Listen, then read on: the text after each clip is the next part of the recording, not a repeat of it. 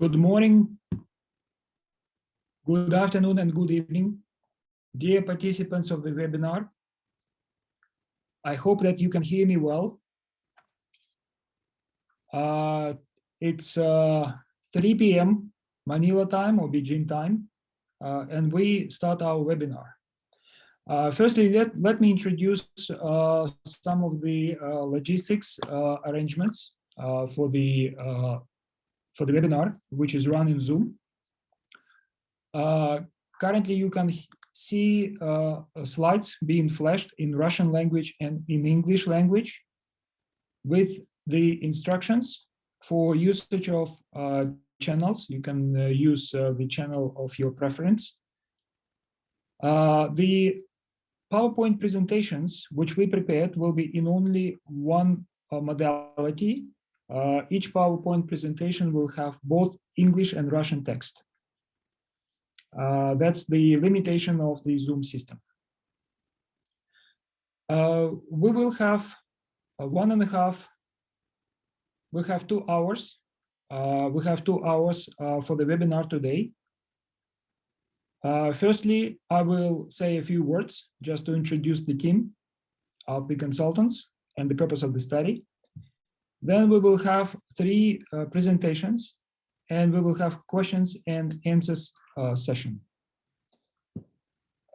Questions, if you have any questions, you can put the questions in the Q&A box, questions and answers box. Those questions will be discussed during the session 4, after all our PowerPoint presentations.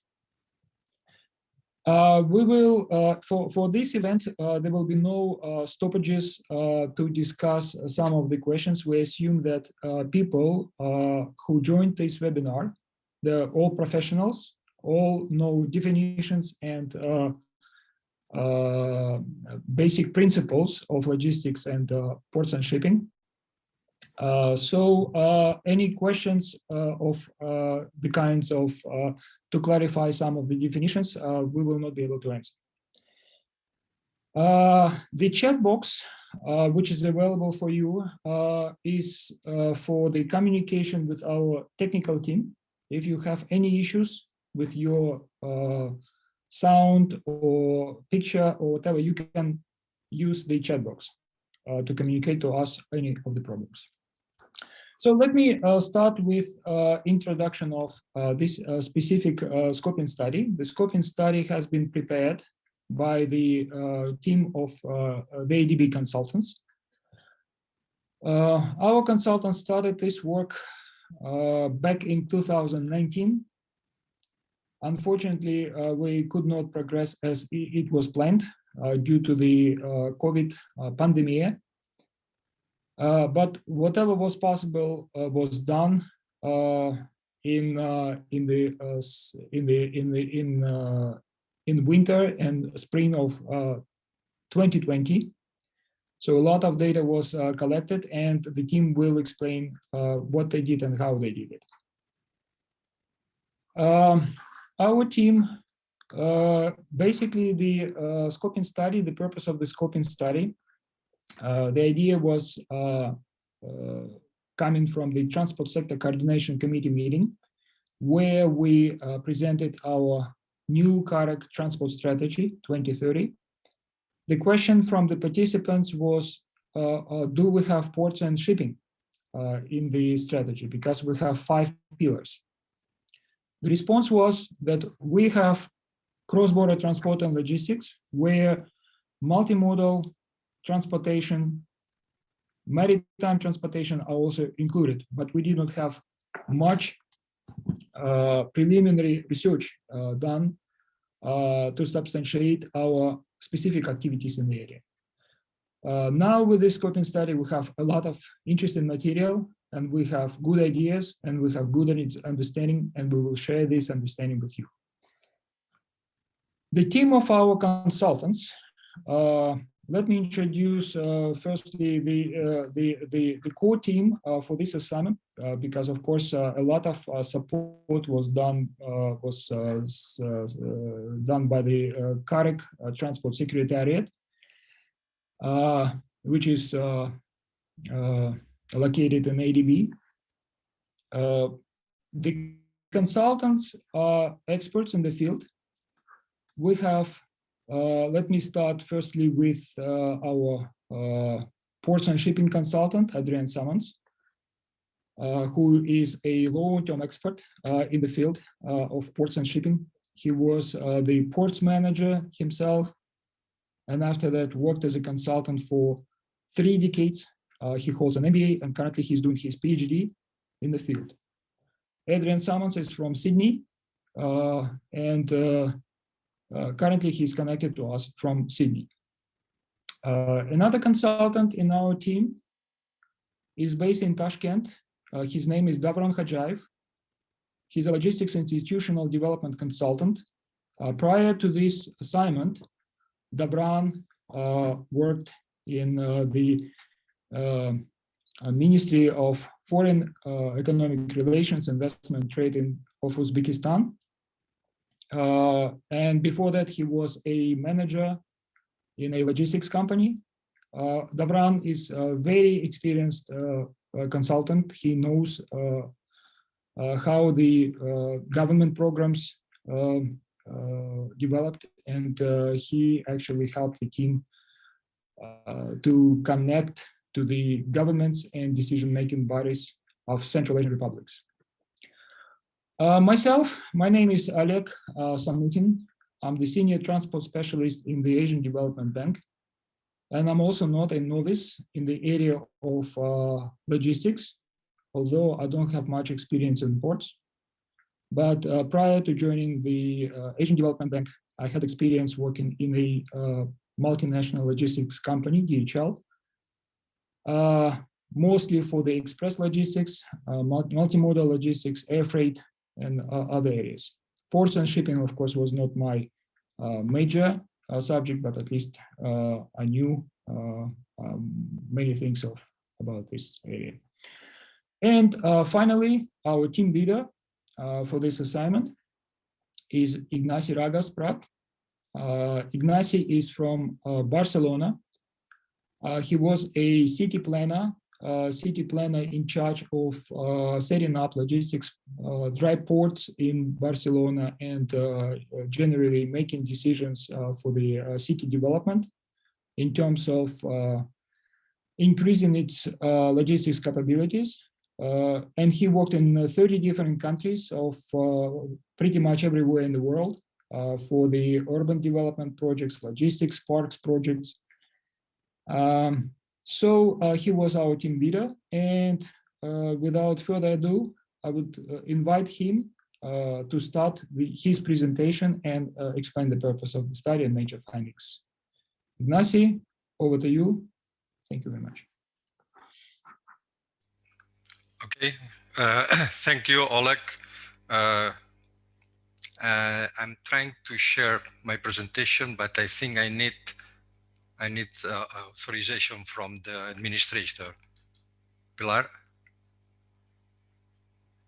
You can share now, Ignacy.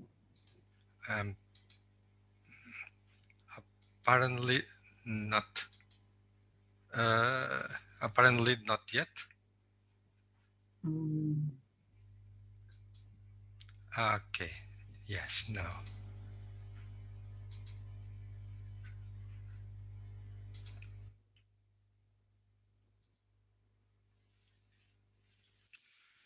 Good.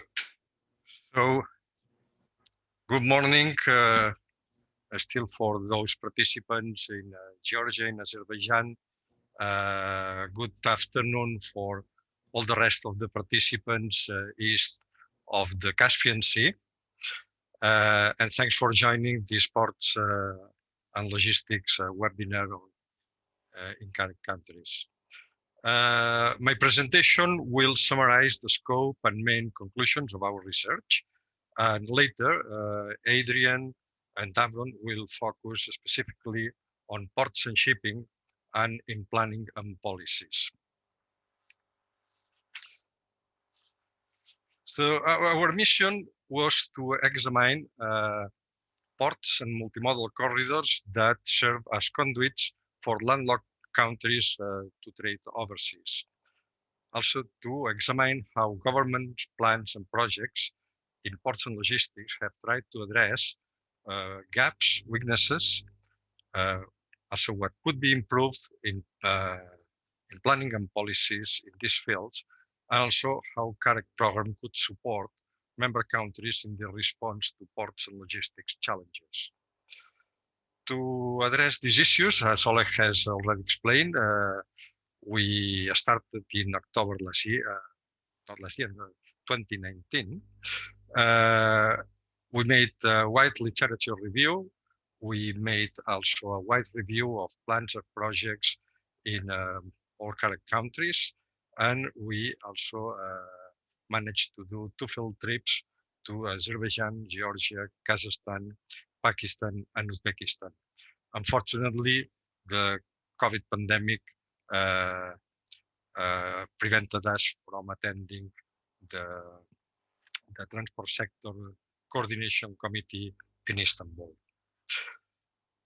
As you've seen, and as Oleg has already mentioned, our activities were concluded and were done before COVID-19 pandemic.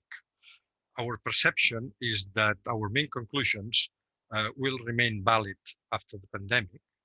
What might change, perhaps, is the urgency to address some of the issues that we have identified. Scoping a study on ports and multimodal corridors, as also Oleg has mentioned, was perceived as being pertinent since most CAREC landlocked countries rely on ports which are located in other third countries, can be in the Baltic, in the Black Sea, in the Mediterranean, Arabian Sea, Indian Ocean, maybe in the Pacific, in China, or in Russia. They rely on these ports for their imports and exports. As you are aware of, only 3 countries, the 3 CAREC countries, Georgia, Pakistan, and China, have open seaports. And to connect landlocked countries with these faraway ports, we need long and sometimes complex multimodal transport chains involving rail, road, sometimes inland waterways that move across both CAREC and non-CAREC countries. But so far, CAREC countries have quite limited visibility of gaps, bottlenecks, and the potential impacts of announced projects in third countries, what happens beyond CAREC perimeter. CPMM is a very useful tool to monitor efficiency and performance on CAREC corridors, but it was not conceived to look beyond the perimeter of CAREC countries. To give you an example, capacity constraints that are happening for rail transshipment in the border between Poland and Belarus may be affecting shipments from Baltic ports to, say, Uzbekistan or Kazakhstan. But these issues happening away from CAREC countries are beyond the radar of any CAREC analytical tool so far. Also, it is worth reminding that in spite of the fact that 6 out of 11 CAREC countries host ports, Georgia, Kazakhstan, Azerbaijan, Turkmenistan, Pakistan, and for sure China, in spite of the majority of countries having ports, transport sector strategies have so far paid quite limited attention to ports and port connectivity issues, as also Oleg has mentioned before. Moreover, we should remind that logistics performance remains a structural challenge for many CAREC countries. And while planning and policies usually focus on infrastructure, it is in soft aspects where most CAREC countries show lower scores compared against their peers in similar income groups. As you can see in the figures, in terms of infrastructure, CAREC countries score quite at similar levels to their peers in the same income group. Some of them score quite better. But in terms of logistics competence, for instance, the majority of CAREC countries score below their peers. Here you can see these examples in the figure. In addition, as you may be aware, underperforming ports, underperforming transport chains contribute to higher logistics costs and at the end of the day, increase price. To give you a few examples, due to unreliable logistics from Karachi to Kabul, usually shipments may cost up to $2,000 more than they should per container. Or as another example, we identified that the costs for non-containerized shipments from Poti to Baku, for instance, may add about $250 to $500 per container. Another example, even though the distance is quite similar from Karachi to Almaty than from Tianjin to Almaty, transport costs are 3 to 3.5 times higher. That depends on infrastructure, that depends on geography, but also other factors are influencing these higher logistics costs. But in spite of drawbacks, it is interesting to highlight that CAREC region may benefit from its strategic position across east-west and north-south trade corridors. As it is evident that the unprecedented growth in volumes moving across the China-Europe land corridors are a source of excitement, but also they are a source of concern about future capacity constraints in infrastructure along these corridors. At the same time, most CAREC countries have already knit a web of multilateral and bilateral trade and transportation agreements that have changed the game rules in the region, or are changing the game rules in the region. As to give you two examples, the Eurasian Economic Union is facilitating flows from Russian ports, both in the Pacific or in the Baltic, to Central Asia through a single customs territory. Another example is the Economic Cooperation Organization is actively helping the promotion of north-south corridors to and from Iranian ports, as well as east-to-west corridors to and from Turkey, which are both non-CAREC countries. As strengths, we should mention also, I think, three facts. First is the predominance of rail in most transport chains in the region. This is an asset. You should be aware that in most parts of the world, rail is facing declining share in transfer as a transport mode. So CAREC countries have a strength here with a high rail share, and further progress could be possible through more rail reforms in this market.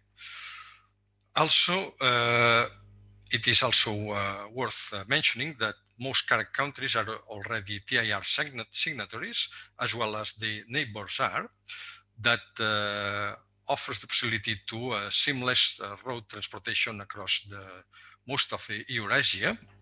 However, the TIR is not yet fully operational at all border crossing points, and stakeholders still complain of other hindrances happening here and there.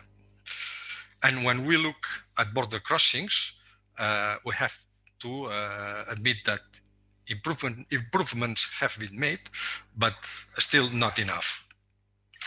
In the last 8 years, we can see that speed without delay has increased consistently in the region. That means better infrastructure has allowed that shipments can move faster on roads on rail. However, when we look at speed with delay, this progress is not so evident. It's better in the past 4 years, but looking at the 8-year series is not so evident.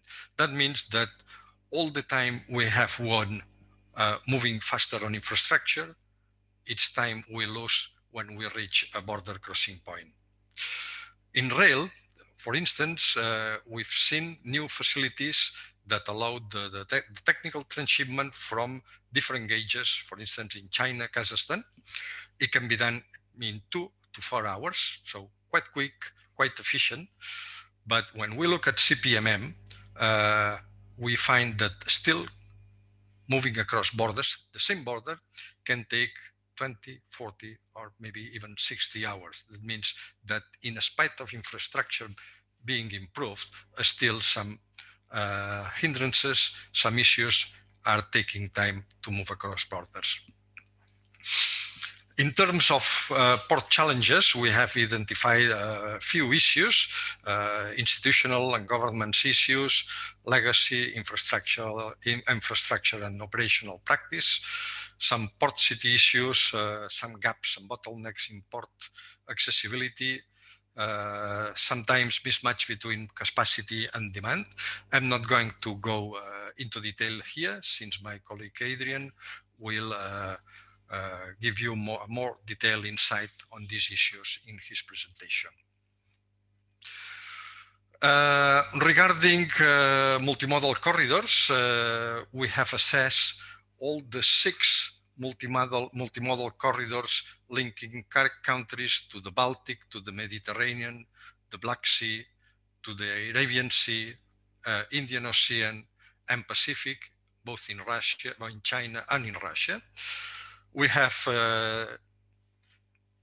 identified transit times, some costs, main issues, hurdles, and we are providing in the report a SWOT analysis highlighting strengths, opportunities, weaknesses, and threats.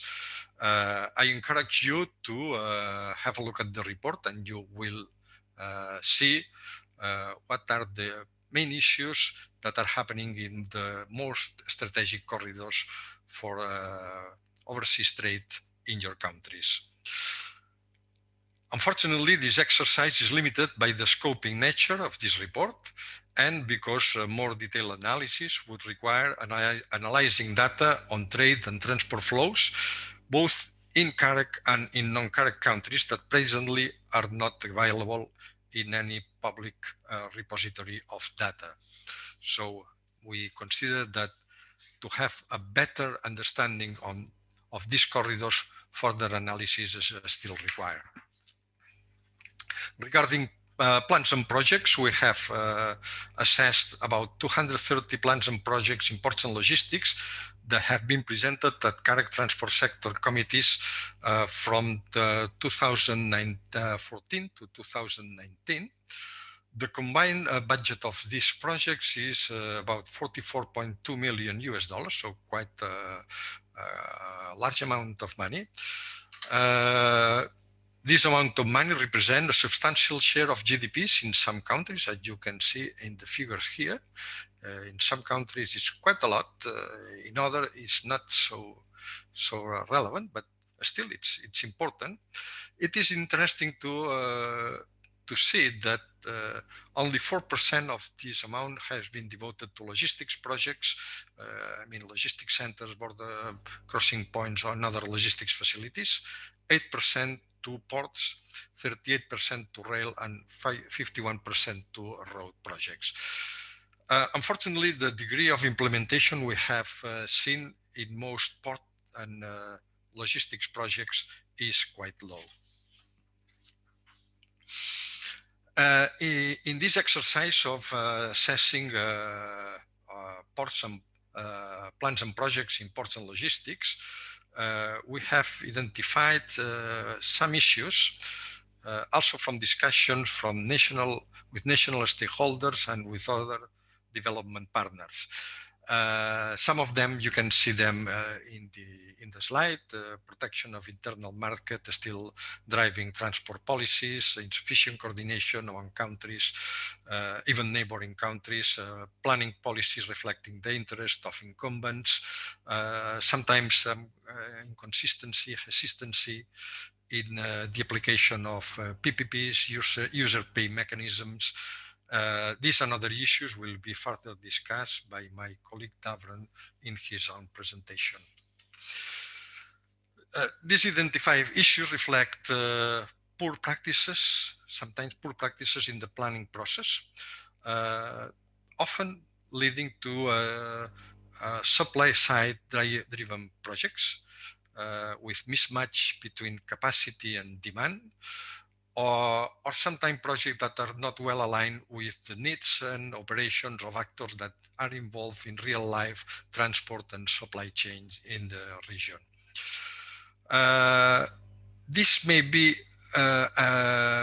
this may reflect as well that officials and planners and some government planning units are not familiar enough with international practice in ports and multimodal logistics.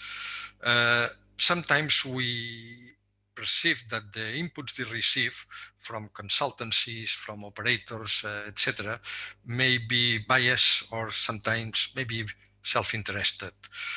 Unfortunately, there is no handbook on best practice in ports and multimodal logistics adapt to CAREC's particular context, so there is limited literature to guide planners, officials in the region on best practice, on how to avoid mistakes, etc. From our assessment, we are providing a list of recommendations to improve planning and policies in ports and logistics. We have grouped these recommendations in 4 pillars. Pillar 1, which would group institutional issues. In this group, we would highlight the need to harmonize standards to improve the quality of regulations. To give you an example, as seen here in the slide, though in theory weights for heavy good vehicles are harmonized across Central Asia, most of Central Asia, through the Minsk agreement, we can still see the differences for the same type of truck, 5-axle semi-trailer, can vary between different countries and with their neighbors, Russia or the EU or Turkey. Also, if we look most precisely on maximum axle load for the Trident axis in semi-trailer, we can see also the differences exist across the region. This is just a small example of how, when you look at you descend in the focus on regulations, on small regulations, in particular issues, you find some barriers that at the end of the day can act as barriers to more open transport services across the region, more competition, etc. In the field of railways, some reforms are being underway.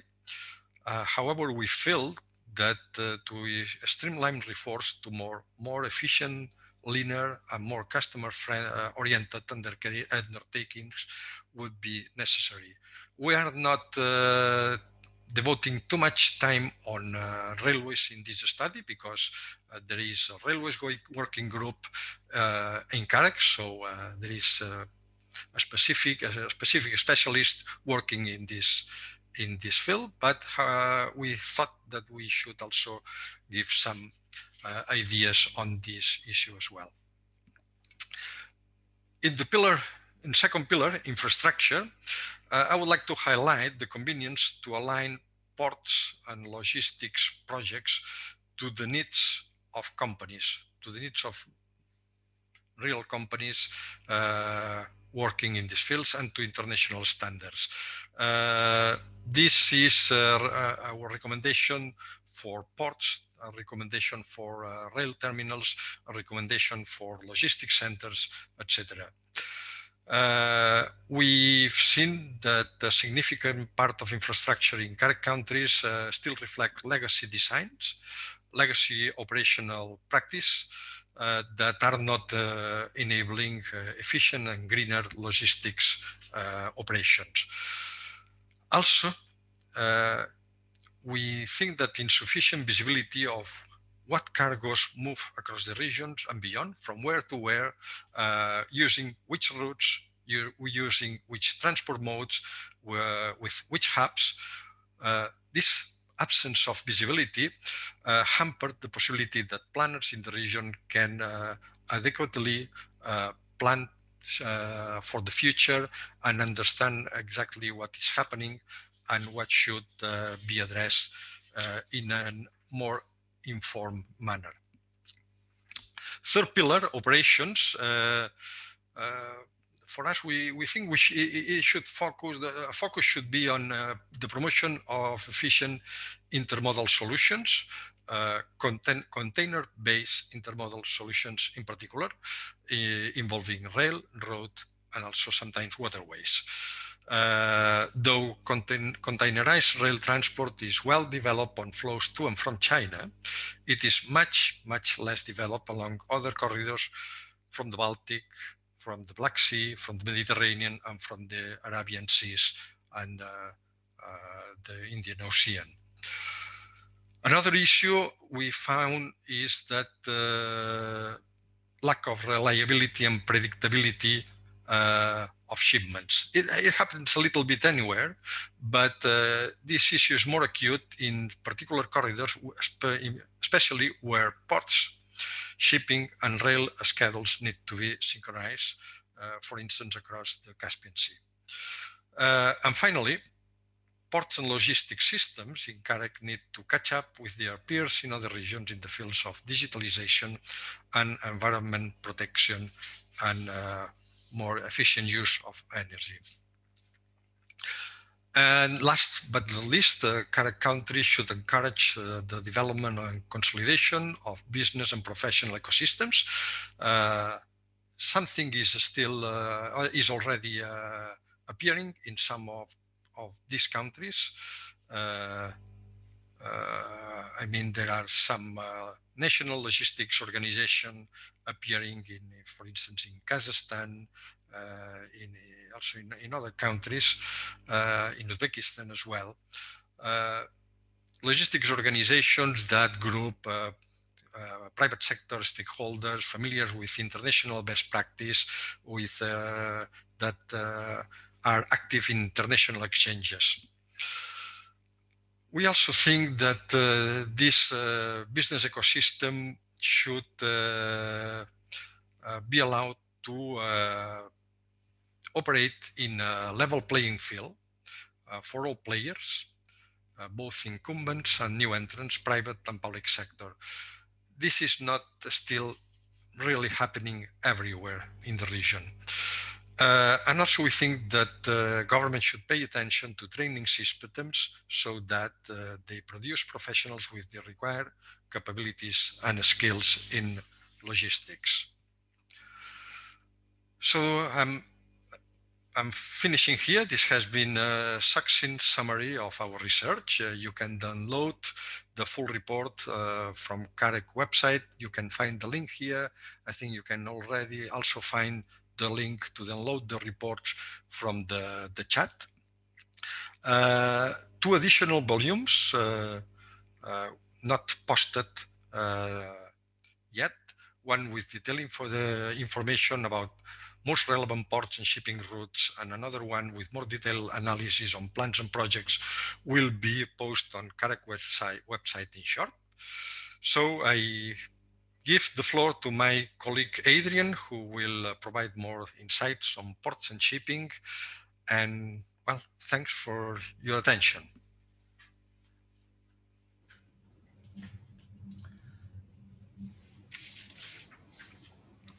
Thank you, Ignacy. And I'll just share my screen.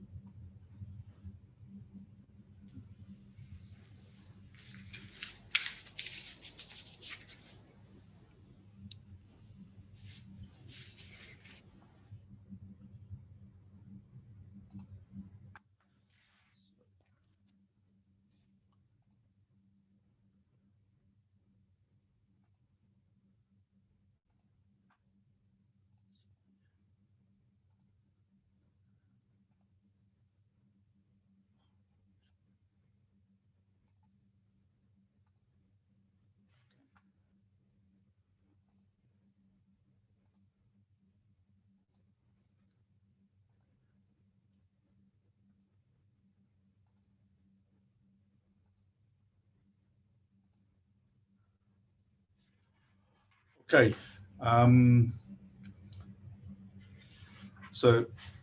Thank you for attending today. And as Ignacy has explained, the study was the basis of a scoping review with specific countries, and the study team had a finite time in which to make their research and evaluate and create the observations and recommendations.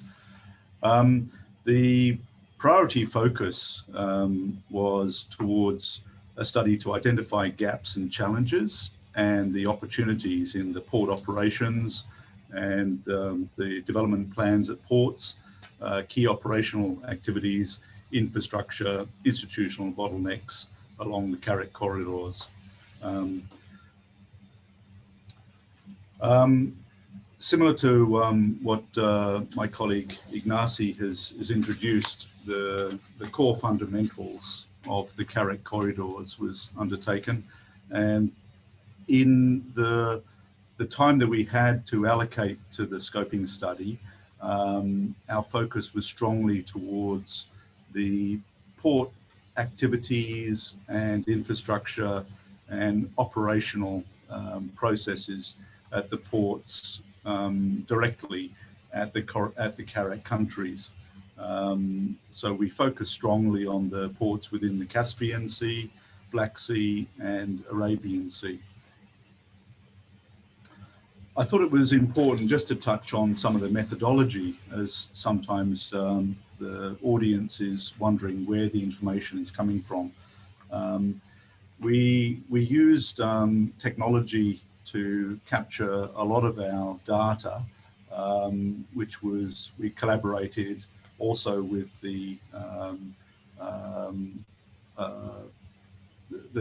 partners in the region through the ADB counterpart offices and the counterparts in the governments that were supporting the project, the government departments and ministries. We also used the technology, and some of the technology is quite advanced, and through subscription systems, we're able to capture quite detailed information on shipping and also port volumes. One of those systems is the AIS, or Automatic Identification System, which is compulsory or mandatory that ships over a certain size must display their details, which confirms their route, their ports of origin and destination, and their speed. And that information is captured over a period of time that allows us to make a detailed analysis of the density of shipping between ports by type of ship, which we can then assess on the basis of what cargoes are being carried. And then we can overlay that with the data that we managed to get from the port authorities, as well as the private sector. This is an example of a real-time activity for some of the shipping, and I've captured this from the port of Rostov-on-Don in the Sea of Azov, which links into the Black Sea.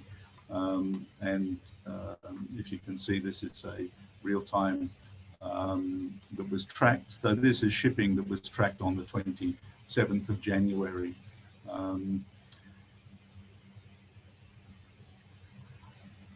So you can see that it's mapping the ship and the name, the speed and the route, and the colors designate the type of shipping. So over a period of time, we can capture quite a significant amount of data, and then overlay that with the publicly available information that we're getting from the stakeholders. This is a higher level examination of an overview of countries linking through to the Mediterranean.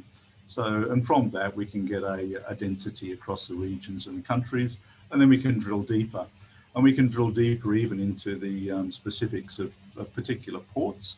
And here we have an example of AIS mapping for a particular ship that is identified as the vessel that is heading from Alat to Turkmenistan. And then that combines with the other information we've got to provide a density mapping. Conversely, for the port data, equally as interesting, we managed to get the information from subscription services, which is those organizations that capture data on a commercial basis and then on-sell it through subscription, as well as from our counterparts in the port authorities and the government agencies that were supporting the study. And then there's open access data as well.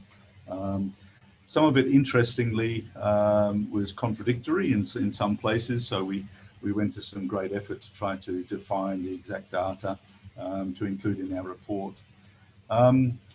What I'd concentrate on now is to focus on Caspian Sea Ports and some of our observations with some of the information that we collected.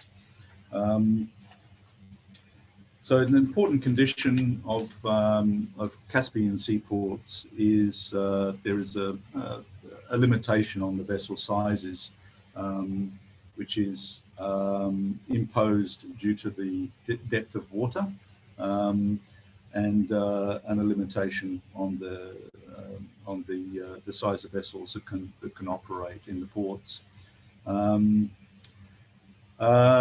The other observations that we made was that some of the ports are aging in their infrastructure. There has been a modernisation campaign for some of the ports and a relocation away from some of their long-standing historic locations due to urban encroachment. So there's been a redesignation of some of those port sites. The terminal operators within the Caspian area region are mostly a government controlled and owned, or in joint stock ventures. As my colleague has mentioned, there is potential for engaging private sector through PPPs or through other ventures or other portions of port operations that can engage with best practice.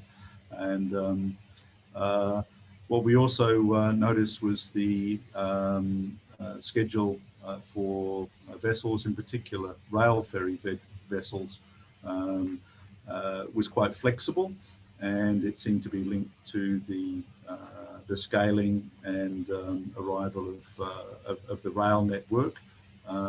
So the ferry services were a slave to the rail ferry operations. Cargo tonnage, the Caspian Sea, so the spread of volumes, the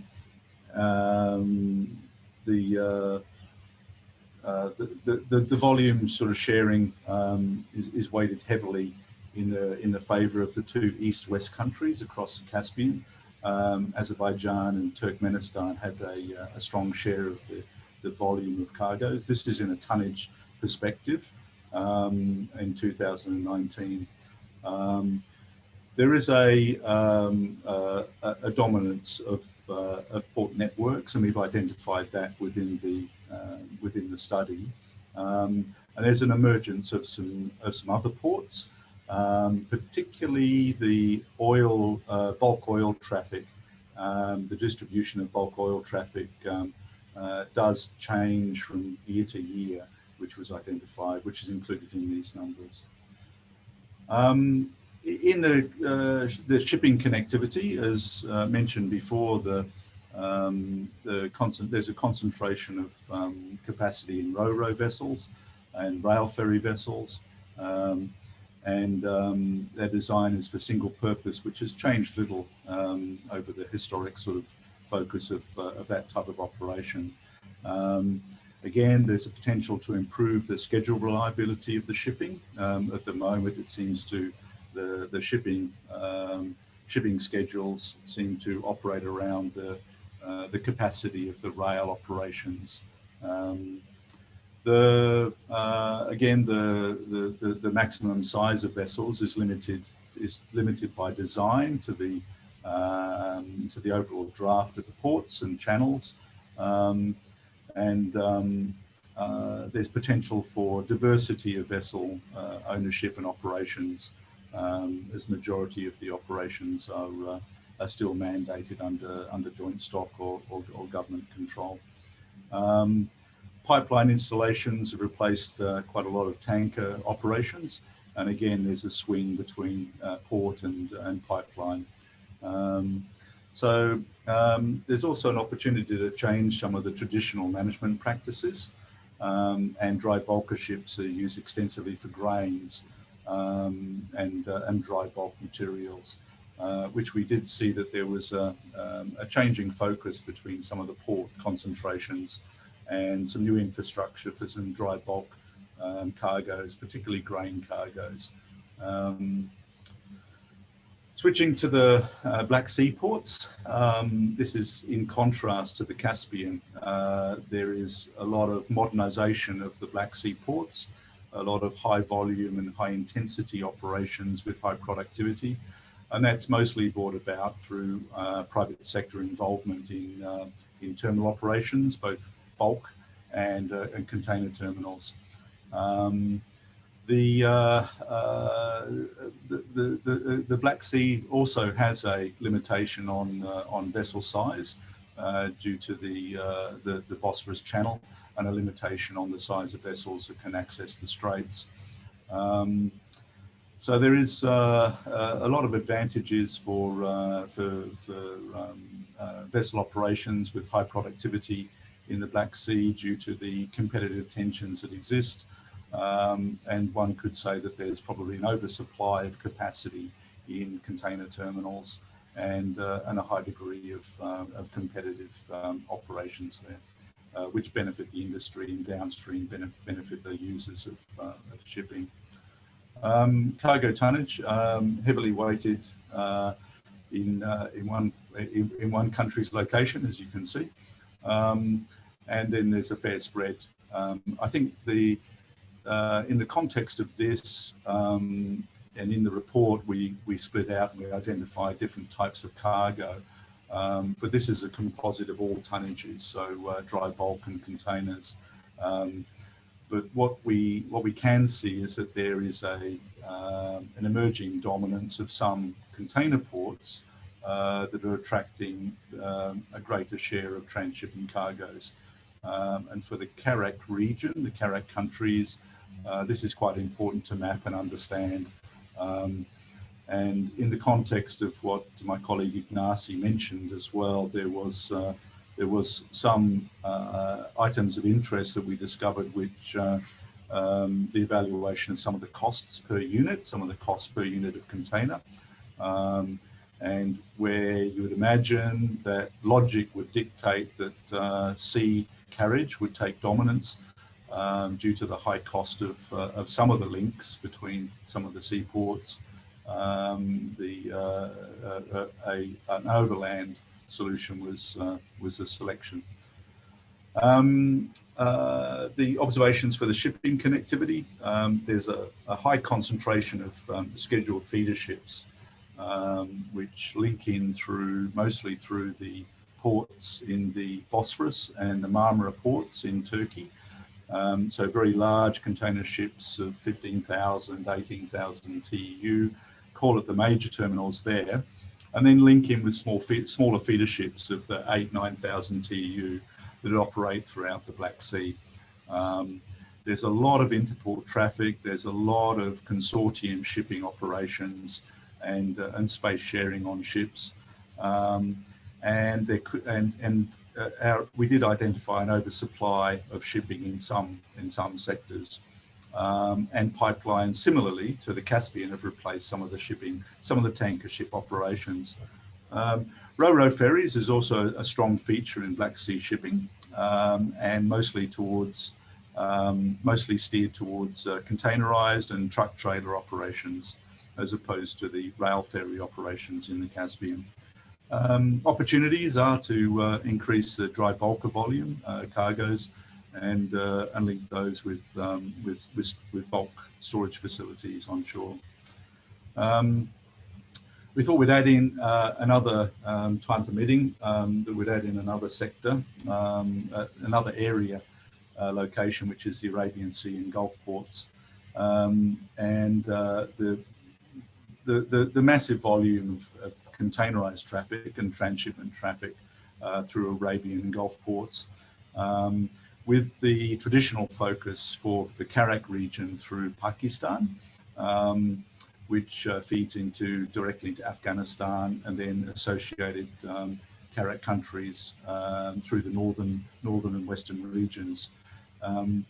The challenge to Pakistan's historic dominance of feeder traffic through the ports of Karachi, Bin Qasim, and Godar is now through alternative ports in Iran, and also through Gulf ports, which are linking in with some of the major container carriers, and then providing feeder services across to Pakistan, which is dragging away some of the optimum operations in terms of some of the mainline carriers that would normally link in with the main trades. So it's a shifting situation, and there's some higher degree of competition for transshipment traffic through the region. Looking at the port situation, you can see the dominance of volume. Again, this is in tonnage, but focusing on the specifics of Pakistan, Karachi takes the greater share, and Port Bin Qasim has a lesser share of the volume throughput. Karachi has benefited through the opening of a deep sea container terminal, with the southern container terminal now in operation in Karachi. So again, you could say there's a little bit of oversupply in container capacity. For shipping connectivity, as previously mentioned, the main shipping routes connecting through hubs, and the global hubs being Singapore, Colombo, and Jebel Ali.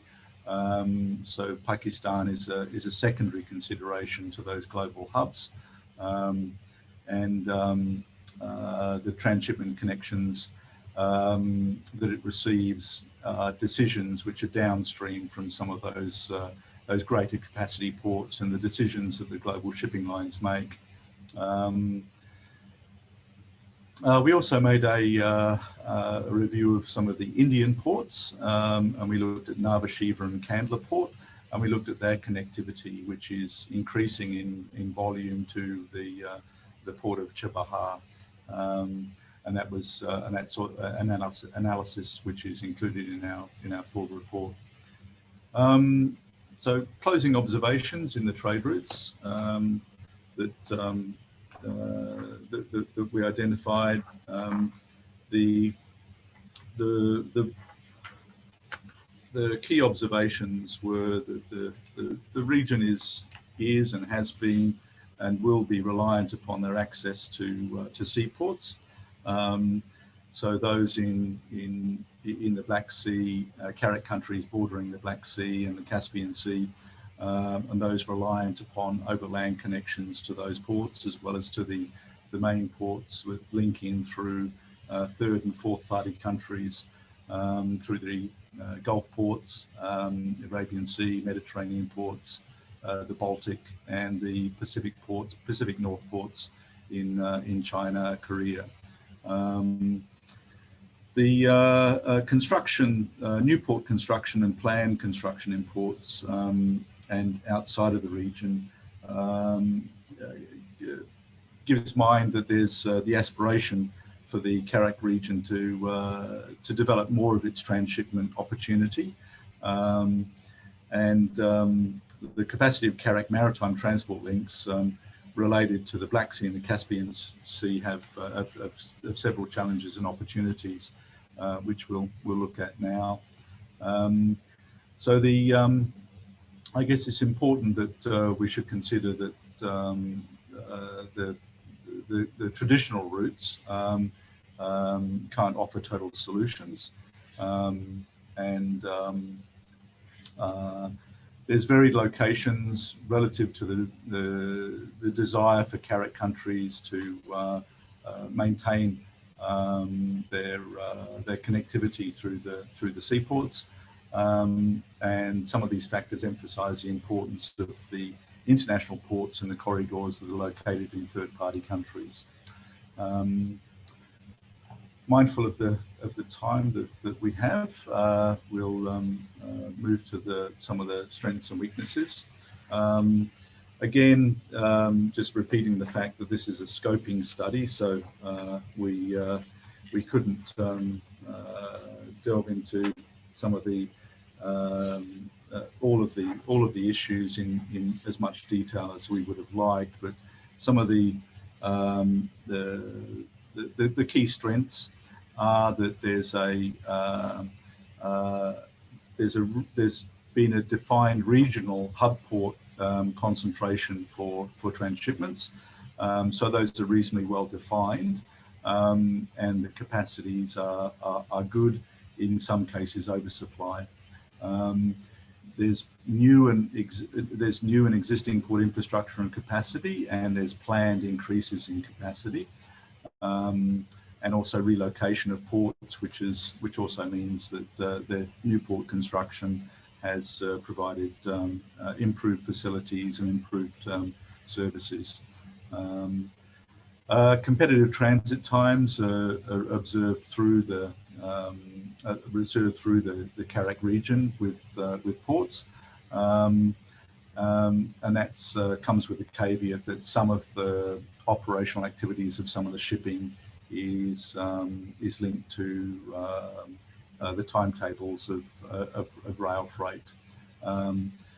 Another strength is the ability to transport all types of cargo through the region, and looking at the Black Sea and the Caspian in particular, the transportation of those products on ships is quite evident, although bulk liquid, so oil cargoes have switched to pipeline.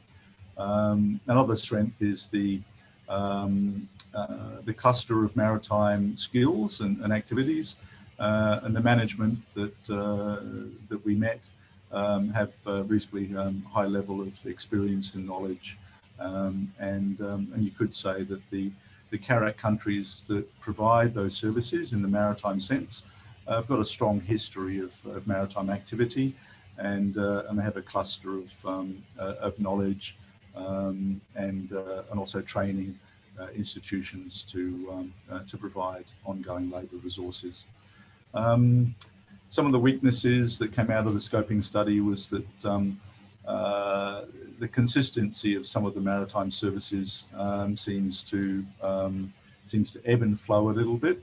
The renewal of some of the shipping services has taken place over time, but some of the historic trends in maintaining some of the systems of transport in the maritime area, particularly in the Caspian, seem to maintain a status quo, and there could be an opportunity for diversification.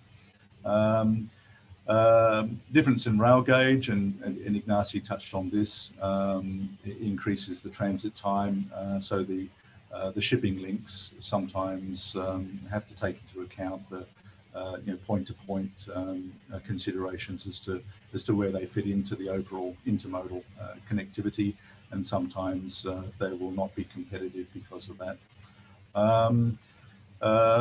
Also, repeating what my colleague has mentioned, sometimes there's inconsistent or uncertain government support for port development, and in certain regions there are plans for some port development which has been delayed, and there's some uncertainty about over some of the new port developments which have been indicated for some time. Hinterland connections require upgrading. Some of the volume of throughput at some of the ports requires improved hinterland connectivity through rail and also road infrastructure. And at some of the port locations, we cited some major congestion, and the port site itself lacks capacity to be able to store and handle sufficient cargo flows that are coming through, and they have to move the cargoes off of the port site immediately as the ship discharges. So that's been identified as something which is an opportunity to expand those activities.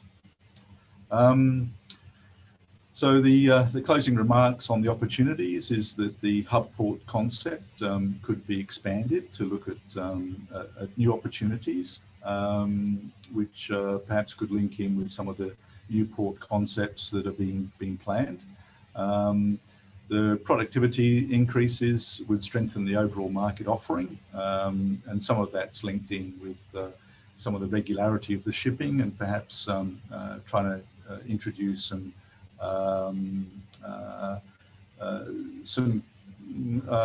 commercial imperatives towards the shipping timelines. And technology, investments in technology will increase the efficiencies of ports, including some of the machinery as well as the processes that are used. And the hinterland road and rail route modernisation, linking in with the capacity linking to the ports. So threats is to seaports and shipping through the region is the increasing in rail line capacity, particularly between China and Europe, which could serve to bypass some of the volume throughput, which has been seen through the region in the past. Reduction in shipping capacity is also a threat, as we see if there is movement to other modes away from shipping particularly through the Caspian region, that once the shipping capacity is removed, it's very difficult to replace that and then create a competitive environment to attract back the freight. The cost of operation in some of the ports and some of the shipping services, we mapped some of the costs in a unit cost basis, so for containers and tons. We compared some origin and destination, some of the primary origin and destination linkages, and we saw that sometimes using shipping and connecting through ports was less economic than proceeding on a longer route overland using trucks. Another threat is regulatory changes and lack of support from host governments, and the potential for unstable political situation in the region, which could limit throughput. Thank you very much.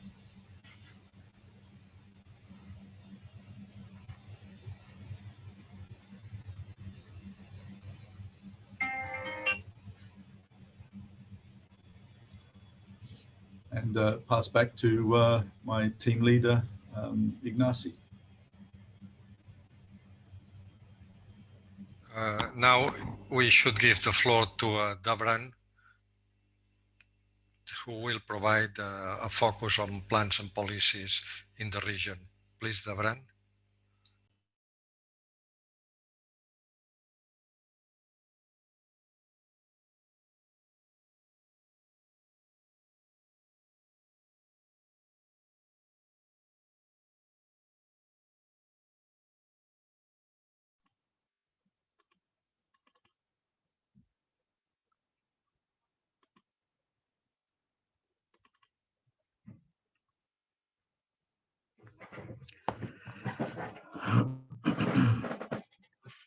Спасибо большое, Игнасий, спасибо, Эдриан.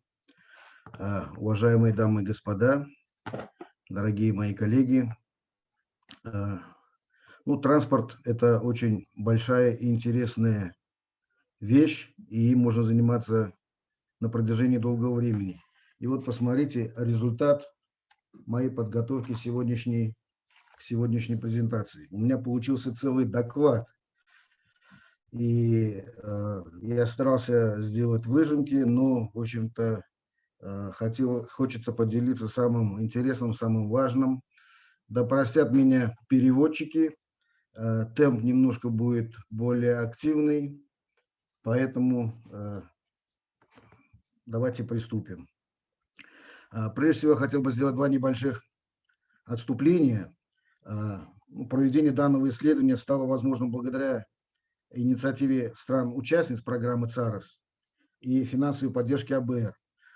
Важным в процессе подготовки доклада, на мой взгляд, стали информационная поддержка экспертов всех стран и практиков, и, конечно же, организационно-техническое содействие первоклассных специалистов секретариата по транспортному сектору программы ЦАРЕС АБР. Ну, раньше мне доводилось побывать практически во всех странах ЦАРЕС, где у меня остались теплые воспоминания и сложились прекрасные деловые и личные отношения.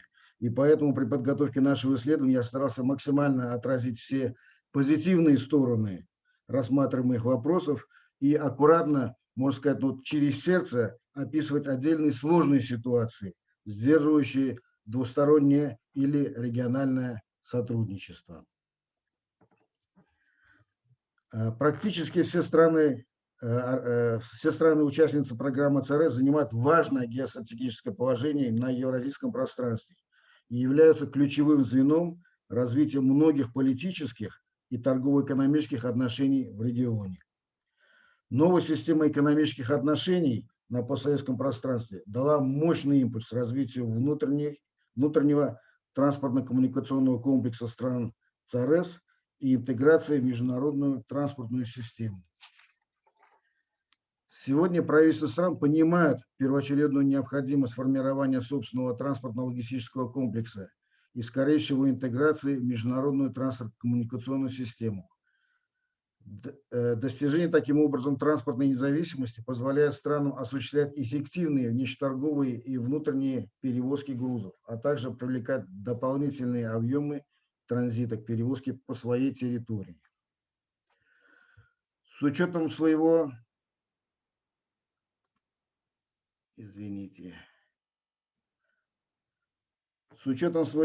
географического расположения и уровня развития транспортной инфраструктуры, страны ЦАРЕС имеют разные возможности по организации перевозок по своей территории. Транспортно-логистические системы большинства стран не в полной мере соответствуют международным институциональным и техническим стандартам, применяемым в развитых странах. Тем не менее, все страны заинтересованы в увеличении объема предоставляемых услуг в сфере транспортно-экспедиционного обслуживания грузов. Вопросы развития национального транспорта стали приоритетами во внутренней и региональной повестке дня. Сегодня транспортная структура стран ЦАРЕС представляет собой достаточно крупную транспортно-коммуникационную систему.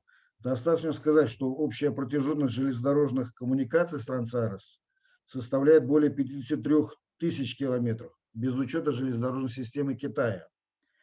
Казахстан обладает самой крупной и самой эксплуатируемой железнодорожной сетью, составляющей 40% от общей ее протяженности.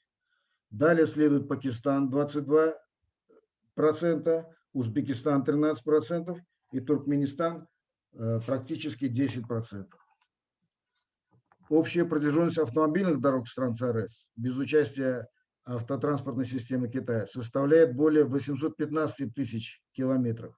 Лидирующую позицию занимает Пакистан, более 32%, активно приступивший к формированию инфраструктуры после присоединения к программе ЦАРЕС в 2010 году.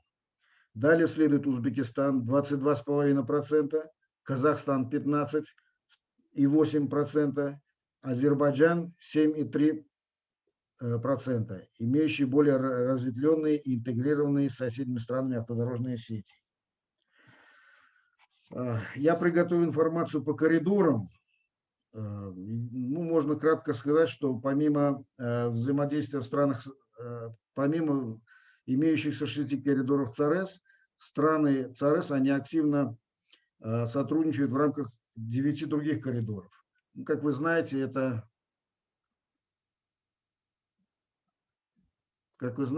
вот афганский транспортный коридор, коридор Трассека, коридор в рамках Ашхабадского соглашения, автомобильный железнодорожный коридор Китай, Монголия, Россия, автомобильный коридор Китай, Кыргызстан, Узбекистан,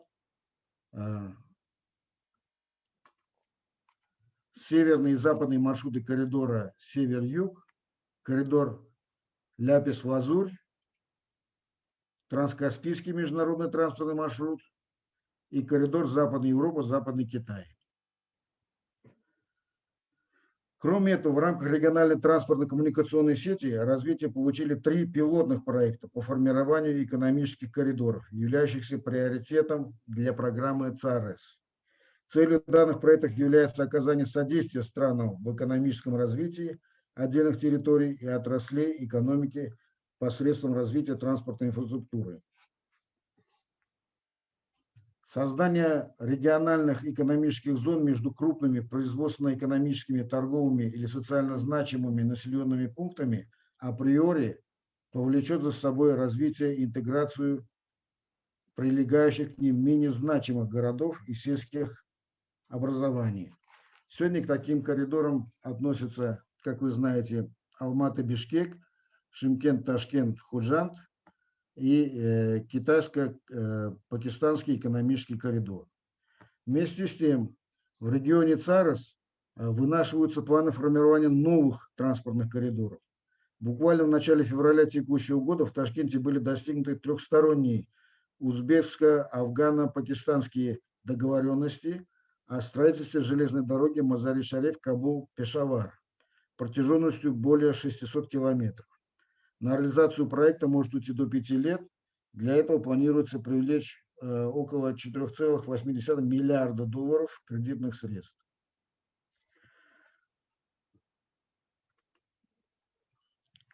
Позвольте кратко перечислить основные препятствия развития транспортно-логистической системы ЦАРЭС.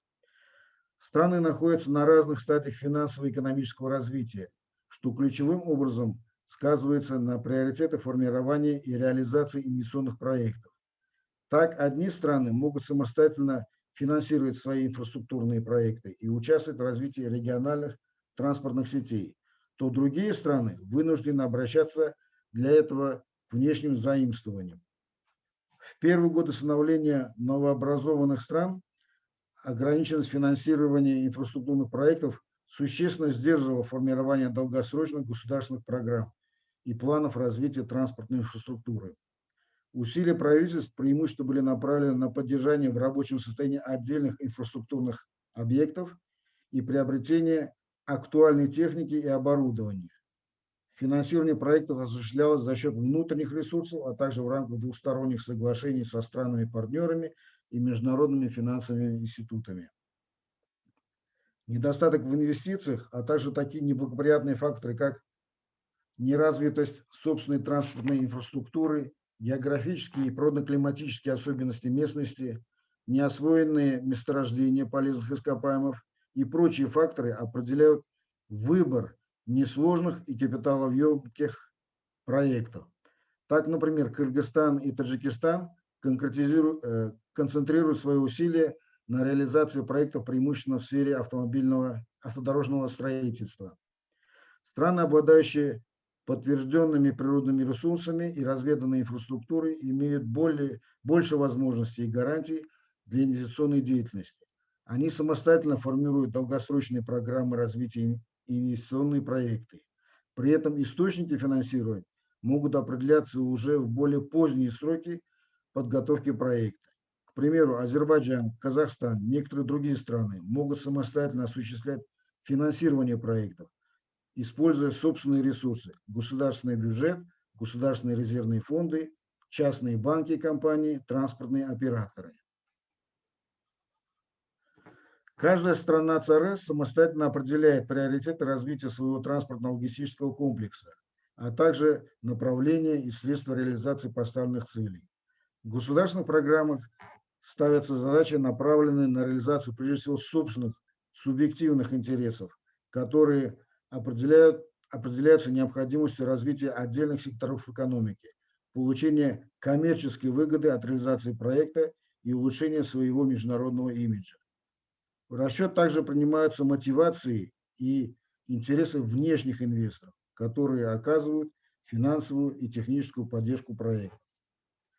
Вместе с тем, в силу возникших разногласий между отдельными странами, стремление интеграции в региональную транспортную структуру сводится порой к самостоятельной реализации дорогостоящих инфраструктурных проектов. В отдельных случаях это происходит без необходимых расчетов перспективной эффективности объектов, консультаций и согласований, как минимум со странами-партнерами региона, и приводит к дополнительным финансовым затратам. Одним из движущих факторов развития национального транспортно-логистического комплекса является стремление стран к привлечению дополнительных объемов транзита к перевозке через свою территорию. Между странами сложилась устоявшаяся здоровая конкуренция в данном сегменте сотрудничества. При этом формирование на рынке новых альтернативных транзитных маршрутов на сопредельных территориях воспринимается неоднозначно, так как априори влечет за собой перераспределение объемов транзита. Как следствие, в настоящее время подобные проекты не находят должного внимания и содействия со стороны других членов программы. Они дистанцируются от проведения возможных консультаций по таким вопросам или относятся к ним формально. Данное обстоятельство сдерживает развитие региональной транспортной инфраструктуры. Смена политического ландшафта и субъективное конъюнктурное видение вносят порой существенные коррективы в государственные планы, ранее вошедшие в национальные программы и согласованные на региональном уровне. Иногда вместо них без дополнительной проработки со странами-партнерами принимаются к реализации новые дорогостоящие инфраструктурные проекты. Кроме этого, изменение или затягивание реализации двух или многосторонних договоренностей приводит к ухудшению взаимоотношений, а порой и к непредвиденному росту затрат на транспортировку собственных грузов по территории других стран. Развитие транспортно-логистической системы и грамотная организация производственного процесса создает благоприятные условия для эффективной деятельности транспортных операторов. Это позволяет им самостоятельно осуществлять финансирование программ по развитию транспорта и логистики, а также в профильных для них производственных или и социально-экономических сферах. Дополнительно на отдельные железнодорожные администрации возлагаются функции по реализации сторонних, не имеющих прямого отношения к деятельности, инвестиционных проектов.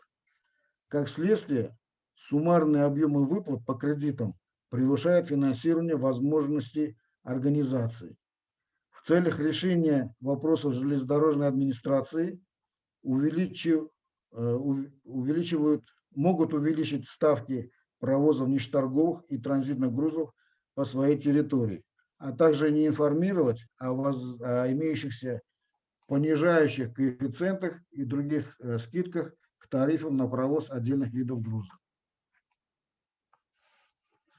Актуальным остается вопрос формирования единых комплексных транзитных ставок провоза грузов железнодорожным транспортом. Если на транскаспийском международном транспортном маршруте данный вопрос был успешно решен, и клиенты могут в открытом доступе ознакомиться с действующими ставками, то на других транспортных коридорах этот вопрос остается открытым. Вопрос организации перевозки грузов железнодорожным транспортом в отдельном случае продолжает оставаться сложным и заорганизованным.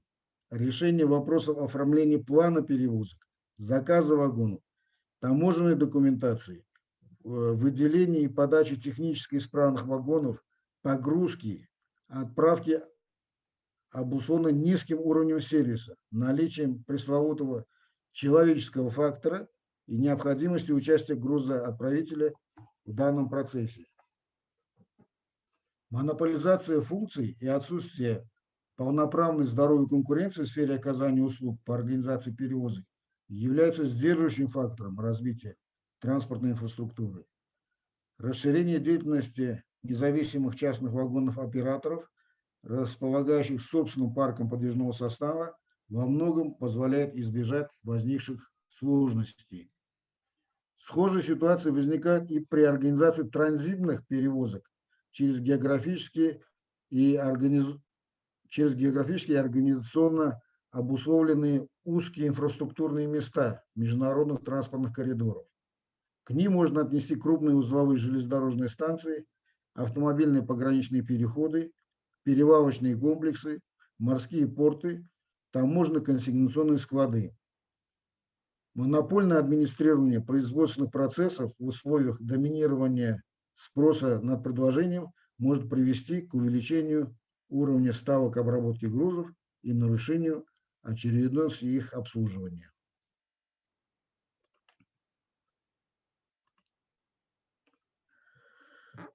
Форматы сотрудничества очень кратко я перечислю. Транспортные коммуникации Центральной Азии и Кавказа представляют повышенный интерес для отдельных стран и объединений, стремящихся активно использовать региональную инфраструктуру для реализации своих проектов в различных сферах экономики. Сегодня страны ЦАРЭС в разных форматах являются участниками 3 больших интеграционных проектов. Это экономический пояс шелкового пути, КНР, Евразийского экономического союза Россия и нового шелкового пути США, оказывающие свое влияние на политику в сфере транспорта в регионе. Страны Центральной Азии плюс название страны. Ведущие страны мира нацелены на развитие сотрудничества и оказание содействия развивающимся странам, в том числе и в сфере транспорта. Применяют устоявшийся формат диалога. Страны Центральной Азии +1. В рамках проводимых мероприятий высокого уровня определяются актуальные направления регионального взаимодействия и формирования проектов по оказанию технической помощи. Среди них С5+1, разработанный в США, стратегия Евросоюза в отношении Центральной Азии, политика Индии, объединяя Центральную Азию, диалог Центральной Азии плюс Япония, Евразийская инициатива Южной Кореи, Тюркский совет Турции, а также недавно созданный формат Центральная Азия +1 России. Другим, более распространенным форматом сотрудничества является принцип взаимодействия на двухсторонней основе. Содействие Китая. Китай осуществляет сотрудничество со странами ЦАРЭС в рамках инфраструктурного проекта «Экономический пояс шелкового пути». Программой предусматривается создание 3 евразийских экономических коридоров. Это северный, центральный и южный. Проект направлен на модернизацию объектов транспортной инфраструктуры в КНР и других причастных странах, формирование новых транспортных путей, связывающих КНР более чем с 65 странами мира, на которые сегодня приходится 60% населения планеты и 30% мирового ВВП. В целях финансирования инвестиционных проектов создан Азиатский банк инфраструктурных инвестиций с уставным капиталом более чем $100 миллиардов США, а также фонд шелкового пути 40 миллиардов долларов США. С вашего позволения, я опущу вопросы сотрудничества с международными организациями. В общем-то, единственное, я перечислю, что существуют они, СНГ, ЕАЭС, ШОС, МСАД, ИРУ, ЭСКАТА, Трасека и, конечно же, ЦАРЭС. Государственная политика. Развитие транспортно-коммуникационного комплекса каждой из стран ЦАРЭС осуществляется на основании проводимой государственной политики в сфере транспорта. Основные долгосрочные приоритетные направления действий преимущественно декларируются в национальных программах действий, стратегиях, концепциях, а также в отдельных случаях принимаются в виде государственных распоряжений, постановлений, дорожных карт, планов развития, прочее. Принимаемые меры преимущественно направлены на решение своих субъективных актуальных вопросов развития экономики, позволяющих обеспечить наполнение государственного бюджета. Ключевыми целями являются увеличение объемов перевозок внутренних и экспортно-импортных грузов, привлечение дополнительных объемов грузов, обеспечение транспортной связанности между производственными кластерами и областными центрами, создание дополнительных рабочих мест. Государственные программы в большинстве стран включают в себя анализ текущей экономической ситуации в стране, состояния и возможности транспортной сферы, приоритетные направления развития, а также пути и сроки достижения поставленных целей. В целях достижения максимальной реализации программ в классическом варианте структура документа может включать в себя следующие основные параметры. Это цели и задачи предстоящих действий, сформированные на основе национальной политики и анализа текущей социально-экономической ситуации. Например, анализ имеющихся факторов, сдерживающих функционирование транспортной инфраструктуры в стране. Следующий план действий, состоящий из перечня мероприятий, механизмов и форм их реализации, с обязательным указанием сроков или периода реализации, а также ответственных организаций. Третье. Отчетность о результатах проведения работы по реализации программы. Если документ носит долгосрочный характер, исполнительный орган предоставляет промежуточный отчет о ходе его выполнения и обязательном его публикации в средствах массовой информации. Соблюдение прозрачности в отчетности позволяет своевременно проводить корректировку планов, программных целей и задач, а также национальных стратегий, если полученные результаты не соответствуют поставленным задачам. Оценка эффективности принимаемых мер, в том числе экономической.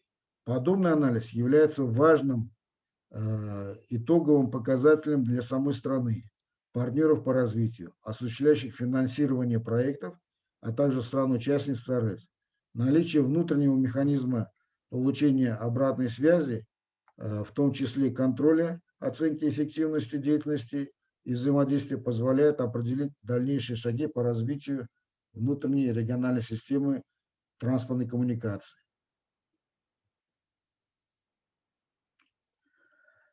Классификация государственных программных документов. Формирование государственных программ осуществляется исходя из собственных страновых приоритетов, в связи с чем данные документы в странах ЦАРЭС имеют разные цели и задачи, определяют разные направления действий и, соответственно, имеют разные названия. Тем не менее, на основе располагаемой экспертами информации, принятые за более чем 20-летний период государственные программные документы можно обобщенно подразделить на: первое, документы, имеющие декларационный характер. Это документы определяют направление действий в приоритетных областях экономики, охватывают стратегические цели развития во всех сферах жизни страны. В транспортной сфере затрагиваются вопросы развития международной связанности, проведения институциональных реформ, усовершенствования инфраструктуры. В качестве примера можно привести концепцию развития Азербайджан-2020, взгляд в будущее, две стратегические программы, принятые в Грузии: «Свобода, быстрое развитие и процветание. Государственная платформа 2016-2020». И вторая программа – это «Свобода, быстрое развитие и благополучие. Программа правительства на 2018-2020 годы». Также можно отметить концепцию устойчивого развития Монголии 2030. В следующей классификации идут документы, регламентирующие социально-экономическое развитие страны или региона. Основными целями является развитие объектов социальной сферы, создание благоприятных условий для ведения бизнеса и предпринимательства в регионах, развитие транспортно-логистической инфраструктуры. Необходимо отметить, что в Азербайджане, Китае, Казахстане такие программные документы принимаются на системной пятилетней основе. В качестве примера можно привести 4 государственные программы социально-экономического развития регионов Азербайджана на период, у них 4 программы здесь пятилетние. Антикризисная программа экономического стимулирования Китая на период 2009-2010 годы. Государственная программа инфраструктурного развития Нурлы-Жол на 15-19 годы, Казахстан. Далее документы, направленные на развитие транспортного сектора страны. Традиционные меры включают в себя планирование и формирование инвестиционных проектов, развитие транспортной сети, строительство и реабилитация железных и автомобильных дорог, техническое обслуживание и так далее. Например, генеральный план развития транспортного сектора Афганистана, национальная транспортная политика Пакистана, 2017 год, государственные целевые программы развития транспортного комплекса Таджикистана до 2025 года. Следующие документы, регламентирующие развитие видов транспорта и логистики. Здесь можно указать на основные направления развития железнодорожного транспорта Кыргызстана на 2014-2020 год, генеральный план развития Туркменбашинского международного морского порта и Туркменского морского флота до 2020 года и о мерах по реализации программы развития региональных автомобильных дорог Узбекистана на период 2017-2018 год. Далее следуют долгосрочные программные документы. Речь идет о широкомасштабных программах, регламентирующих проведение комплекса мероприятий по развитию отрасли экономики. Национальная стратегия развития Кыргызской республики на 2018-2040 годы, до 40 года. Национальная стратегия развития Таджикистана на период до 30 года. Национальная программа социального развития до 2030 года Туркменистана. Далее следуют документы, регламентирующие строительство и реабилитацию дорожно-транспортной инфраструктуры. Здесь можно отметить программы реабилитации и обслуживания дорог Афганистан, программы развития автомагистралей Е60, Е70 на территории Грузии, долгосрочная программа модернизации и развития Улан-Баторской железной дороги до 2030 года. Я дальше перечислил страны, которые сравнительно недавно присоединились к программе ЦАРЕС. Это Пакистан и Туркменистан в 2010 году и Грузия в 2016 году. Ну, кратко я перечислю. Пакистан и Туркменистан присоединились к программе ЦАРЕС в 2010 году, Грузия в 2016 году. Все страны располагают морскими портами, тем не менее только Грузия и Пакистан имеют выход на мировой океан. В Туркменистане Каспийское море. В сравнительно короткий срок участия в программе указанные страны добились определенных успехов в развитии транспортного сектора, его интеграции в региональные коммуникационные сети, в том числе и в сфере развития инфраструктуры порта. Присоединение Пакистана к программе ЦАРЕС позволило существенно активизировать развитие транспортного сектора экономики страны. В числе национальных приоритетных действий были сформулированы национальная транспортная политика в 2017 году. Я просто перечислю. Национальная морская политика 2017 год, стратегический план железнодорожного транспорта Пакистана в 2018 году, национальная политика в области авиации 2019 год и национальная политика в области логистики также 2019 год.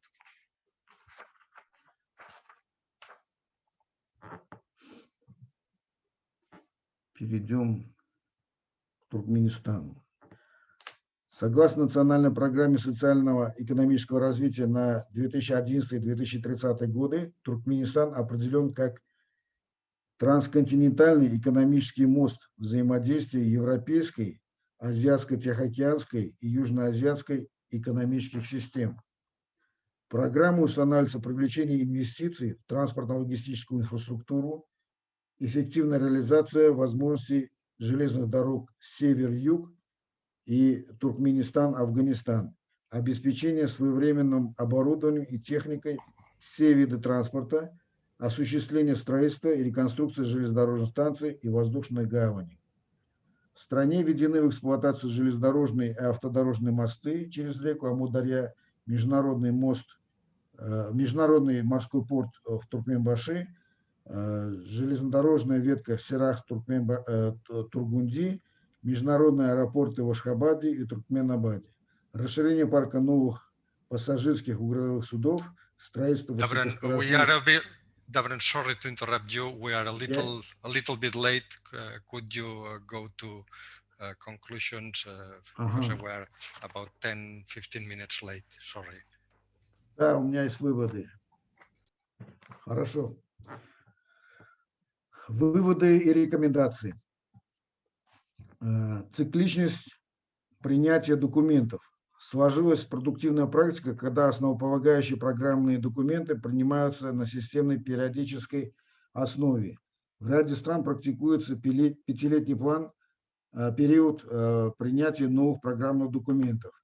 Установленная системность позволяет в строгие сроки подводить итоги проделанной работы за истекший период, вносить коррективы в проводимую политику, определять новые цели и задачи в соответствии с новыми требованиями и вызовами времени. Дублирование задач. Иногда складываются ситуации, когда в одни и те же периоды времени в некоторым интервалом принимаются программы, в которых цели и задачи во многом схожи или дублируются. Также возникают ситуации, при которых новые планы и задания принимаются к исполнению в период, когда предыдущие еще не были полностью реализованы и завершены, или результаты проделанной работы еще не были подведены. Отчет о результатах выполнения государственных программ. После завершения сроков действия программы и реализации проектов отчетность о результатах проводимой работы порой носит скрытый кулуарный характер и редко публикуется в прессе. Наблюдение прозрачности в отчетности позволяет своевременно проводить корректировку планов действий, программных целей и задач, а также национальных стратегий, если полученные результаты не соответствуют поставленным задачам. Оценка эффективности реализуемых проектов и принимаемых мер является важным итоговым показателем, который проводится нерегулярно. Проведение такого анализа позволяет улучшить условия формирования проектов в будущем и определять эффективность использования государственных средств и нацеливает на применение прогрессивных подходов и методов реализации проектов. В первую очередь это касается проектов в сфере реабилитации и строительства автомобильных и железных дорог. Следующий пункт. Эффективность функционирования новых объектов. Отдельные долгосрочные программы регламентируют реализацию крупных инфраструктурных проектов, сформировавшихся без учета тенденций, складывающихся в мировой экономике в условиях недостаточной финансово-экономической и институциональной проработки. Определяющими факторами при принятии таких решений могут являться субъективные особенности двусторонних отношений между странами, заинтересованность в повышении имиджа страны в регионе, стремление в опережающем формировании транспортно-логистической системы, позволяющей в перспективе привлечь на себя дополнительные грузопотоки. Как следствие, новые или реконструируемые транспортно-логистические объекты имеют низкий грузооборот и функционируют не на полную мощь. В целях избежания таких ситуаций политика в сфере транспорта должна проводиться прагматично и последовательно. Формирование проекта в сфере развития транспортной инфраструктуры должно быть основано на всесторонне проработанных данных. При этом полагается целесообразно выносить вопрос о формировании крупных инфраструктурных проектов на рассмотрение и обсуждение стран-партнеров. Следующий пункт. Подготовки высококвалифицированных кадров. Рост мировой экономики, временно сдерживаемой пандемией, повлечет увеличение объемов грузового транзита на основных направлениях восток-запад и север-юг. Своевременность и эффективность обработки и транспортировки грузов потребуют опережающего развития транспортно-логистической системы и надежного обеспечения высококвалифицированными кадрами. В этих условиях полагается возможным при проработке долгосрочных планов развития транспортной инфраструктуры проводить более углубленный и более углубленное изучение состояния регионального транспортно-логистического комплекса, перспектив развития внешнеторговых отношений и увеличения транзитного грузооборота. В этих целях полагается целесообразно уделить дополнительное внимание процессу подготовки профессиональных кадров в области менеджмента, экономики, транспорта, логистики, безопасности труда и экологии. Для этого возможно использовать учебные площадки Института ЦАРЕС и высших учебных заведений стран-партнеров. И завершающее – это сотрудничество в сфере с ведущими странами мира. Ведущие страны мира заинтересованы в развитии сотрудничества и оказании содействия развивающимся странам в сфере транспорта. При этом могут применяться устоявшиеся форматы диалога, например, страны Центральной Азии +1. Такие форматы могут стать платформой для развития сотрудничества как между собой, так и на региональном уровне. Совместные действия, создающие друг другу возможности проведения, приведут к усилению инвестиционной привлекательности и наращиванию транспортно-логистического потенциала во всех странах ЦАРЕС. Благодарю за внимание.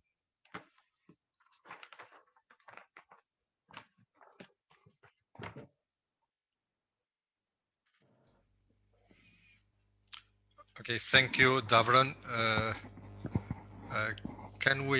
Could we launch the survey Если now? позволите, я продолжу, да? Да, об этом я и хочу сказать. У меня приятная и почетная миссия быть модератором следующего блока нашей сегодняшней встречи. Это опрос. В общем-то, мы запланировали проведение 2 опросов в 2 дня. Первый день – это сегодня 18 февраля, второй день – это 25 февраля. И исследование, которое мы провели, оно, в общем-то, является предварительным. И после обсуждения технической составляющей всех вопросов, которые сегодня мы обсудили, нам было бы интересно узнать ваше мнение и перспективы, возможные перспективы дальнейшего изучения этого вопроса. Поэтому цель исследования – это дать программе ЦАРЕС, так называемые ориентиры относительно следующих возможных шагов исследования в этой области. Поэтому в этой связи мы сейчас на ваших экранах, они уже появились вопросы. Наверное, пару минут будет достаточно, чтобы прочитать все и, значит, это самое, что называется, проголосовать по этим вопросам. Возможное количество пунктов, которые можно отметить, это 3. Поэтому, в общем-то, давайте начнем и по итогам мы определим уже состояние вопроса.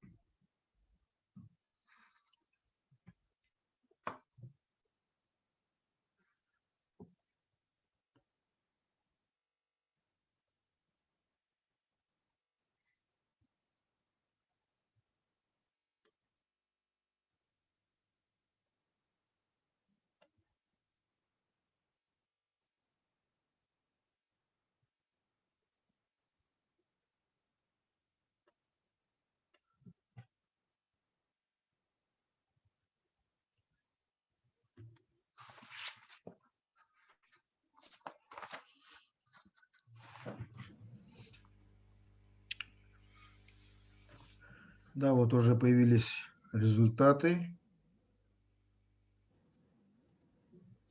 8,24. Ну вот видно, что максимальное количество процентов набрали два пункта. Это D и E, которые звучат как улучшение управления в области логистической инфраструктуры, порты, железнодорожные дороги, сухие порты. А также пункт И повысить наглядность транспортных цепочек от до портов пунктам назначения. На втором месте также следует 45% это пункт А, улучшение качества положений, чтобы создать равные условия для всех сторон. И на третьем месте также два пункта, это пункт Б, пункт С, обновить, модернизировать инфраструктуру до международных стандартов и усовершенствовать практику разработки планов и проектов в области транспорта и логистики.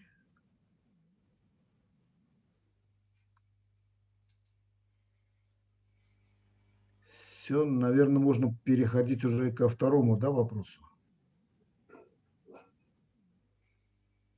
Закрываем.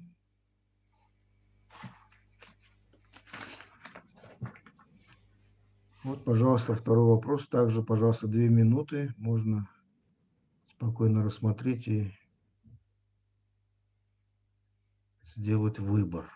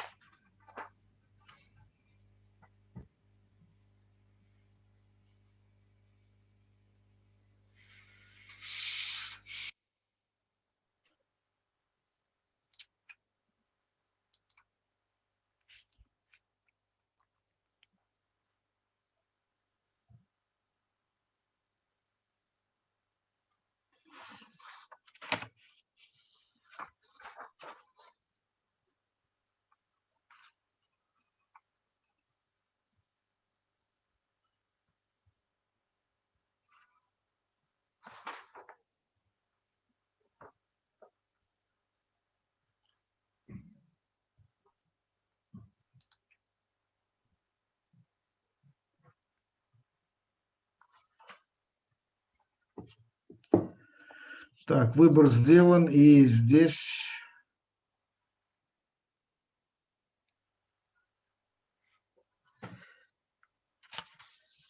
получается, что пункт Б – коридоры в из портов Средиземного и Черного морей, включая Транскаспийский коридор, набрало 81%. Далее следует пункт С – коридоры в из порта Ирана. Нет, прошу прощения, пункт Д – коридоры в из порта Пакистана. Одинаковое количество процентов набрали коридоры из портов Ирана и коридоры из портов КНР. Самый низкий показатель – это пункт F – коридоры, порты Тихоокеанского побережья Российской Федерации.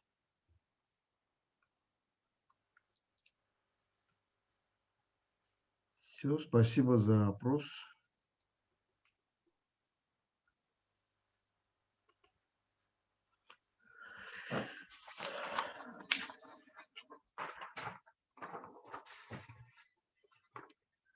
Далее мы переходим к к сессии номер 4.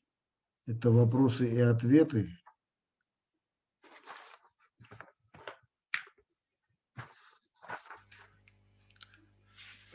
Davran, since I saw that there were a few questions and comments on the chat before questions shift to the Q&A box. I would like to very quickly reply some of these issues that were posted on the chat box. First, there was a comment from TIR, about TIR not being operational in some border crossing points. Yes, the comment from I think it was from IRU is correct. Yes, it's TIR is operational. However, so the presentation maybe was a little bit misguiding. The issue is that the practical application everywhere is not perfect. So some stakeholders we have consult mentioned that some issues are still happening. Regarding, there is another question about the Karachi Mazari Sharif Tashkent rail project. They asked us about our views on that. I would say that yes, it's a very exciting project, since it would provide a much needed rail connection from the Pakistan, from the Indian Ocean to the Central Asian republics. So that's good. In any case, it should be taken into account that there's still some issues regarding rail port connectivity in Karachi are not resolved. So there can be some issues at the first mile on this corridor. Another issue that possibly needs to be addressed is the gauges. Pakistan has a different gauge than the Russian gauge that appears in Central Asia. So for this corridor to be efficient, also change of gauge solutions need to be put in place. Another issue, another question was regarding the new change of gauge system that is being developed in China. That could be good news. I'm coming from a country that also has different rail gauge from the rest of Europe, so I know what the complexities of this. So new technologies at least can offer competition in the number of systems that can be applied from gauge to gauge. One system is physical transshipment of containers. When there is inbuilt axle change systems on wagons, it's another system. So there is competition on the provision of change of gauge. That's good. However, at the end of the day, the technical problem still exists. But finally, as I mentioned before, the problem at closing borders is not always the technical problem of changing the gauge. We can be done quite efficiently. It's being done quite efficiently in, let's say, in Horgos. But however, the time needed to cross borders because of other procedures, other regulations, etc. Also sometimes waiting in shunting yards for the slot to enter the terminal, etc. All this takes time. And finally, there was another question regarding about CPMM reflecting efficiently time needed at border crossing points. I think CPMM is being carried out in a very, very professional way. So I think it's one of the most, possibly most sound-based systems to monitor time, costs, and hurdles to move across along corridors. So but it has two problems. First problem is that at the end of the day, it's based on a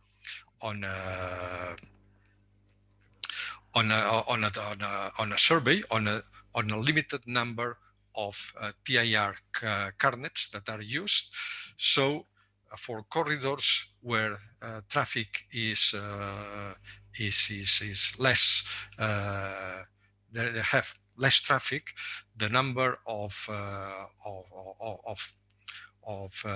registered TIR carnets is less. So there is a wider possibility for differences.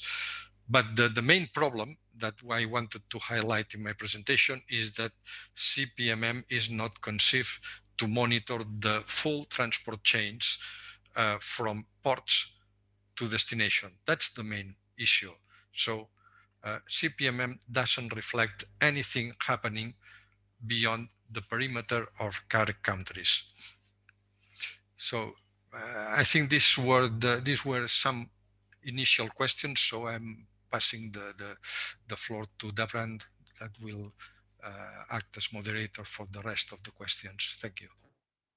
Ignacy Davran, can I suggest that some of these questions actually Да, may спасибо. require Ага. and we are getting a little bit of short of time and short of participants as well. Because people allocated 2 hours for this event, what we can do is actually we can record all these questions.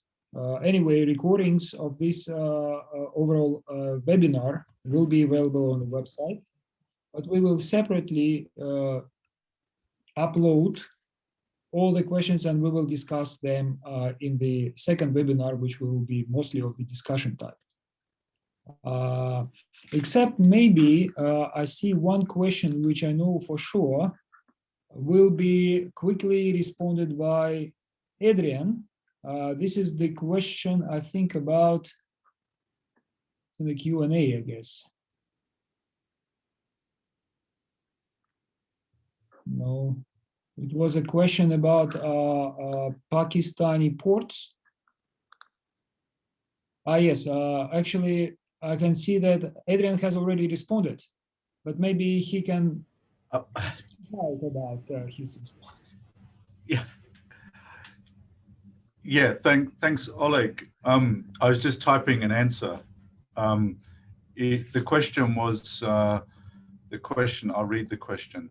The question was, the existing 2 operational ports in Pakistan, Karachi and Qasim, are operational at about 50% of their design capacity, whereas the 3rd port, Gudar, is recently been operationalized. What could be the major reasons for not optimal utilization of Pakistan ports by CAREC countries despite proximity to these ports? It's a really good answer, and it's a really good question, and the short answer is transit trade delays. So the complexity in the transit trade links from the Pakistani ports to the borders is the simple answer. In addressing the first question about the capacity, yes, the new deep water port in Karachi is been operationalized 2 years ago, and it's operating at about 30% of its overall capacity. And Gudar is operating at about 1% of its capacity. But Gudar does not have sufficient hinterland connectivity to be able to handle even gateway cargoes for Pakistan, let alone transshipment cargoes. So the solution there is adequacy of hinterland connectivity. There's many more chapters that we could talk about, but that's the basic answer for that. Oleg. Thank you very much, Adrian.